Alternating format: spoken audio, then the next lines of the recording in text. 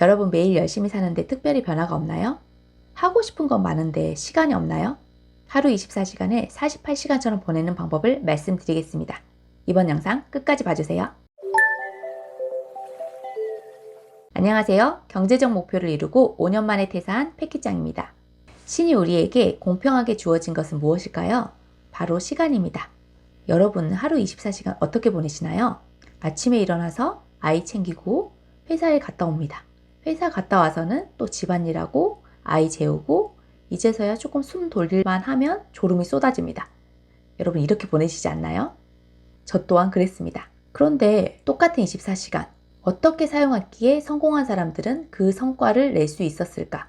그게 궁금해서 책을 찾아보기 시작했습니다. 책에 나온 것들을 저에게 하나씩 적용하면서 제 인생은 바뀌기 시작했습니다. 지금부터 제가 실제 해오고 있는 시간관리 비법 3가지를 말씀드리도록 하겠습니다. 24시간을 48시간처럼 사용하는 방법. 첫 번째, 나의 숨꿈 시간 확보하기입니다. 숨꿈 시간이란 순수 꿈을 위해 사용하는 시간입니다.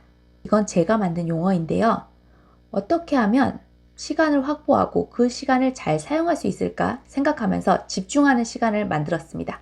아침, 점심, 저녁 딱 3개로 나눠서 집중할 수 있는 시간을 적어 보았습니다. 이때 중요한 것은 출퇴근 시간, 밥 먹는 시간, 회사에서 일하는 시간, 아이와 함께 노는 시간 빼고 순수히 집중할 수 있는 시간이 중요합니다. 저는 아침 시간, 숨꿈 시간 1시간, 점심 시간은 30분, 저녁 시간 3시간을 확보했습니다. 이렇게 확보된 시간에 무엇을 해야 할지까지 적어놨습니다. 아침 시간 1시간 동안은 비전 보드를 보며 상상을 한다. 오늘의 계획을 세운다.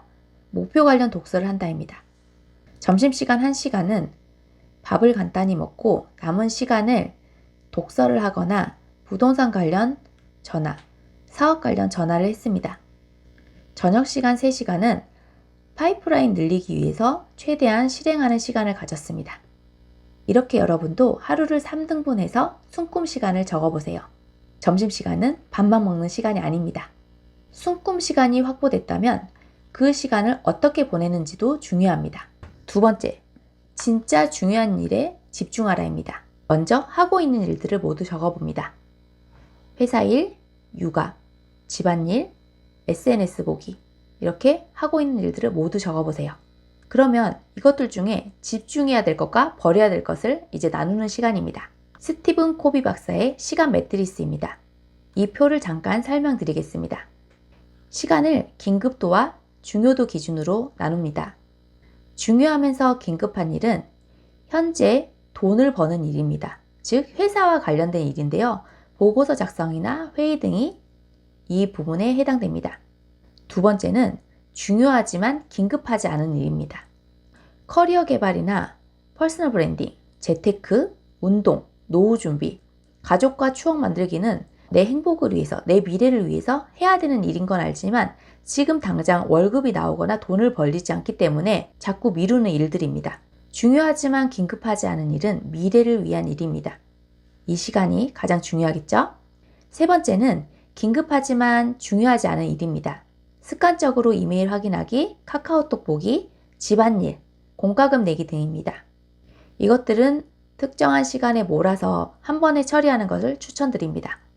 네 번째는 긴급하지도 중요하지도 않은 일입니다. TV 보기, 게임하기, 술 마시기, 멍 때리고 SNS 보기입니다. 이것들은 이왕이면 최대한 안 하시는 것을 추천드립니다. 자신이 하고 있는 일들을 시간 매트리스 표에 표기해 보세요.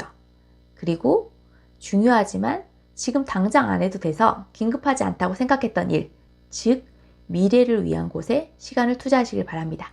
셋째, 스위치 온오프 전략을 사용하라입니다. 이 공간에 들어가면 나는 무엇을 할 거야? 공간별 온오프 스위치를 껐다 켰다 하는 건데요.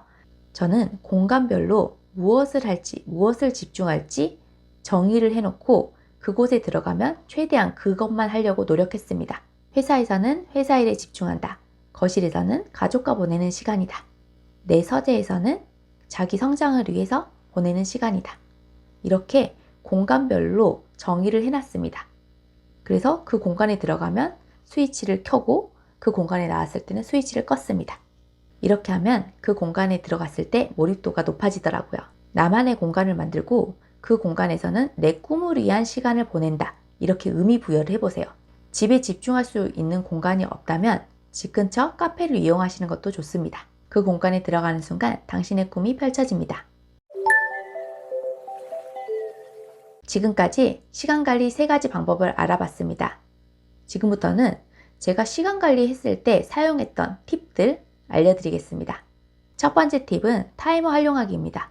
여러분, 딱 책을 읽는다고 각 잡고 앉았는데 몇 줄 읽다 보면 졸립지 않나요? 읽은데 또 보고 읽은데 또 보고, 그래서 이 타이머 전략을 활용했습니다.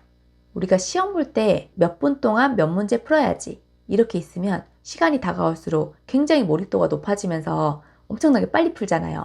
그 전략을 사용했는데요. 타이머를 활용해 가지고 30분 동안 나 50페이지 읽어야지, 30분 동안 타이머를 맞추고 재빨리 글을 쓰고 시간이 거의 다 되면 그냥 발행부터 눌렀습니다.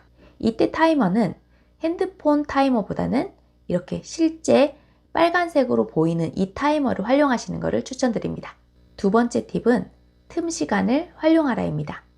여러분, 10분이 있다면 무엇을 하나요? 이 10분을 어떻게 활용하느냐에 따라서 여러분의 시간 밀도는 굉장히 높아집니다. 저는 10분이 있으면 하는 일을 정해놨어요. 유튜브 보기, 블로그 보기, 아이디어 노트 작성하기입니다. 그때 가서 블로그 글을 찾아보거나 유튜브를 찾아본다면 10분이 훌쩍 금방 갑니다. 그래서 봐야 되는데 못 봤던 것들을 카톡 나에게 보내기로 보내놓은 다음에 그 10분 시간이 허용된다면 그 영상들이나 그 글들을 찾아봅니다. 이렇게 10분도 잘 사용하면 여러분의 시간 밀도는 굉장히 높아집니다. 팁 세 번째는 레버리지 하기입니다. 집안일이든 회사 일이든 나에게 주어진 것은 모두 내가 해야 된다라고만 생각했습니다. 하지만 이 레버리지 책을 보고 저는 내가 다 하지 않아도 되는구나를 깨달았습니다. 그래서 첫 번째는 내가 꼭 해야 하는 일과 하지 않아도 되는 일을 먼저 구분을 했습니다. 두 번째는 내가 안 해도 되는 일은 위임했습니다. 세 번째는 제가 하고 있는 일들을 매뉴얼화 하였습니다. 누가 해도 똑같은 프로세스로 비슷한 아웃풋이 나오게 했습니다. 네 번째는 제가 진짜 해야 되는 핵심적인 일만 했습니다. 그렇게 하다 보니 하루 24시간을 48시간처럼 사용할 수 있었습니다. 오늘의 시간 관리 다시 한번 정리하겠습니다. 첫째, 내가 순수 꿈을 위해 사용하는 시간을 확보한다. 두 번째, 진짜 중요한 일이 무엇인지 알고 그것에 집중한다. 세 번째, 공간별 스위치 온오프 전략을 활용한다. 팁으로는 타이머를 활용한다, 틈 시간을 잘 사용한다, 레버리지 한다입니다. 오늘 영상이 도움이 되었거나 다음 영상이 궁금하시다면 좋아요, 구독, 알림 설정 부탁드려요.